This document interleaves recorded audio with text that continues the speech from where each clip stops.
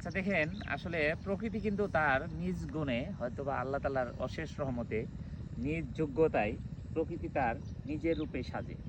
আসলে আমরা চাইলেও এরকম সাজাইতে পারি না হয়তোবা। মানুষ হয়তো কৃত্রিমভাবে অনেক কিছুই আমরা সাজাইতে চাই বা সাজাই, কিন্তু প্রকৃতি নিজের চাই যে সাজে এটা পুরোটা দেখায় একটু, যে এটা কিন্তু একটা অপরূপ সাজ। এই ফুলের গাছগুলো দেখেন, আসলে আমরা কেউ কেউ লাগায় নাই, এমনিতেই হয়েছে রাস্তার ধারে। এখানে একটা হাওয়ার অঞ্চল, দেখেন কিভাবে, হয়তো এই ফুলের সুবাস নাই, ভালো সুবাস নাই, মানে একটা গ্রান আছে, হয়তো বেশি ভালো না, কিন্তু আসলে তার যে একটা যোগ্যতা, তার যে একটা স্বাদ সাজছে, এটা কিন্তু একটা অপরূপ। এখানে আসার পরে হয়তোবা আসার পথটা ছিল দুর্গম, ধুলা বালু কাদা সবকিছু পেরিয়ে কিন্তু এখানে আসছি, কিন্তু আসার পরে দেখেন অবস্থাটা, যে পরিবেশটা আসলে মুগ্ধ করে।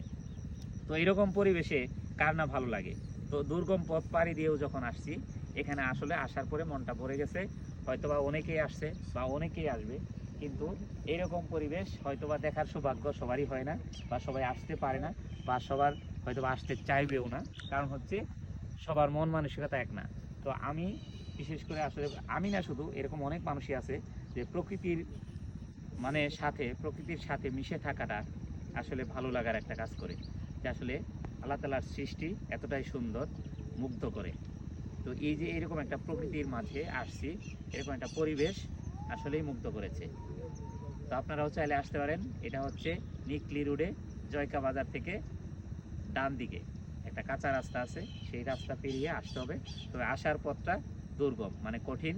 বাইকেও আসা যায়, অটো দিয়েও আসা যায়, কিন্তু আসতে হলে অবশ্যই ধুলি বালু এগুলো নাকে মুখে ঢুকবে, এটাই স্বাভাবিক।